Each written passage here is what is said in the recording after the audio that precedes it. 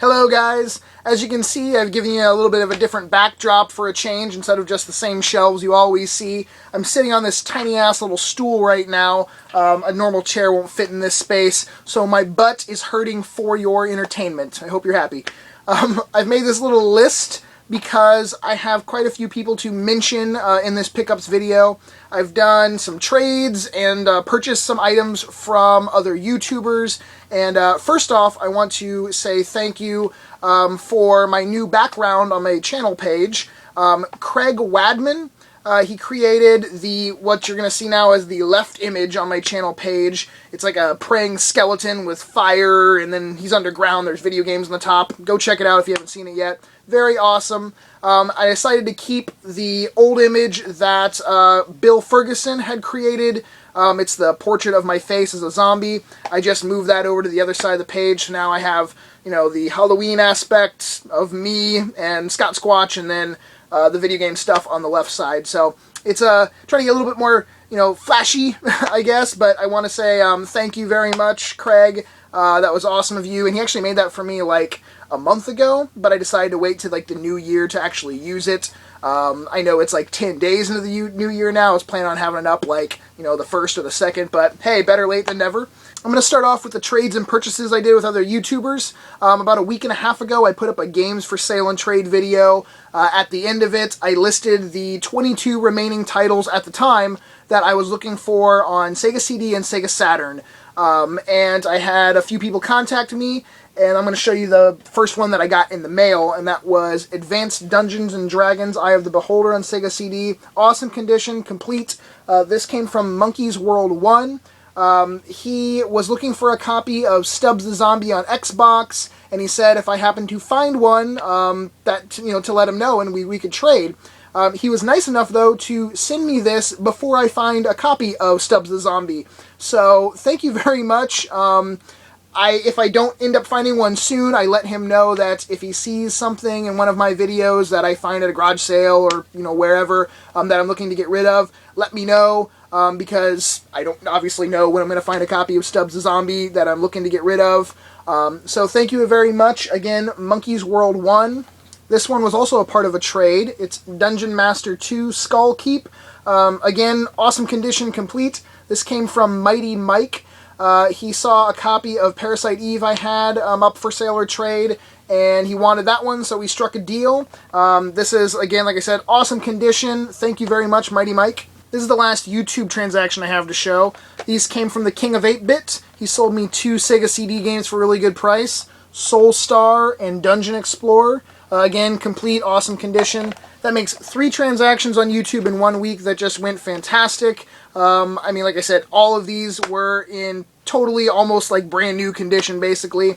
I'm going to put in the description down below the info and the links to these guys' channels, so if you happen to see that they're, looking to do a trade or a sale or something like that, know that they're all just awesome and they did a really great job. I do have one more game that a fellow YouTuber is sending me for the Sega Saturn, actually. These were all Sega CD titles. I will show that in a future pickups video. I want to say thank you guys for also helping me, complete this part of my collection, because now I only need 17 titles between Sega CD and Saturn, so that's pretty damn awesome. These next games are just ones that I picked up, either at a game store or eBay or wherever. This is Astro Invaders on the DS. Very simplistic little shoot-'em-up game. I have not tried it out yet. I watched a video on YouTube. I had never heard of it, and I picked it up. I think it was like $4, and it's complete. And I also grabbed Might and Magic Clash of Heroes. Now, I never owned this because of the way the battle system is. It sort of has like a puzzle element to it, and I tried it out, and I didn't like really click with it. But I figured I would give it another go, and I'm sort of down to now, with my DS collection, like, just finding games that maybe I passed up, like, 1 or even 2 times. So this is one that had been passed up, but, like I said, maybe I'll love it a little bit more now. This next one is currently being talked about by quite a few YouTubers. It is Under Defeat HD Deluxe Edition. Now, I had put up my shoot-'em-up game video, and a lot of people were commenting about, hey, have you picked this up yet? And I had heard about it, but I did not know that it actually released in America. I didn't know that it only came out on the PS3 in America. It's on 360 and other territories. And I also didn't know that you could really only buy it like off of Amazon, apparently. So when I knew all that, I went to Amazon, bought a copy. It was $30, free shipping also. It's, like I said, a shoot-'em-up game. You play as a little helicopter. It's not quite as over-the-top as a lot of other games in the genre because you're basically, fighting army tanks and other helicopters. There are a few, like, over-exaggerated vehicles in the game that you fight, but it's pretty straightforward. There are no, like, fish aliens or UFOs or anything like that, at least that I know of or have come across in the game. So, another cool shmup title to add to the collection. This next one, I don't know if I've shown yet that I'm actually keeping it. It's a Warlock on the Genesis.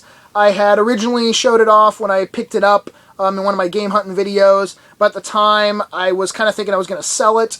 Now I decided I was going to keep it. It was because of the manual. It's a little beat up and wrinkled, and that was kind of making me think, oh, maybe I'll just get rid of it and then I'll find a copy later on, for myself.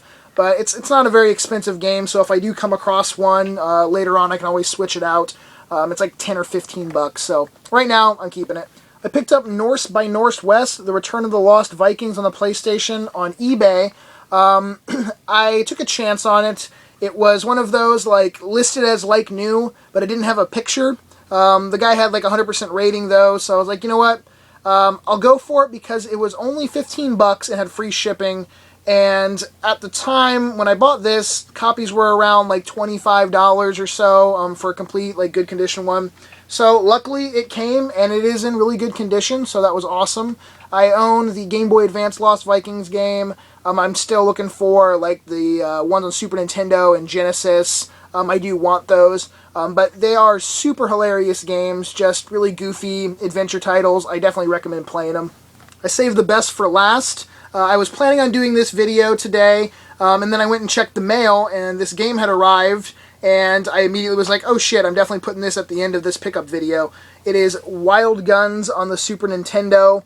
I've been looking for this for a really long time. To find a, like, good condition copy was really hard, and to not spend like $200 on it, because even shitty copies of this with like the label all torn up, people are asking almost that price for it. There's no damage to the back label. The only issue with the front label is there's a teeny little white, nick right there.